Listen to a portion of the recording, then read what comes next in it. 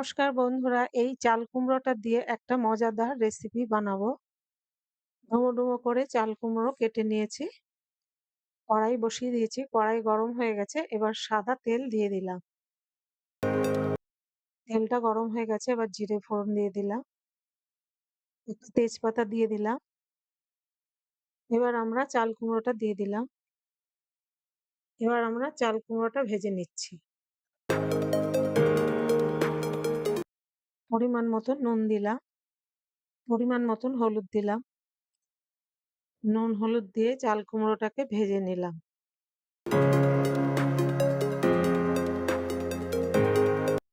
ভাজা হয়ে গেছে, এই বড় কাপের 1 কাপ দুধ দিয়ে দিলাম।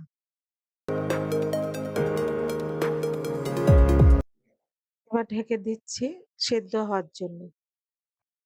10 মিনিট বাদে ঢাকাটা খুললাম। পরিমাণ মতন আদা বাটা দিলাম, পরিমাণ মতন রাঁধুনি বাটা দিলাম। সবকিছু দিয়ে দিয়েছি, এবার মিশিয়ে নেব।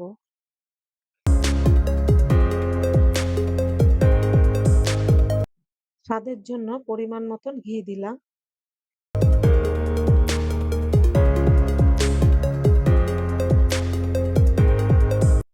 দেখুন কত সহজে রান্নাটা আমার হয়ে গেছে।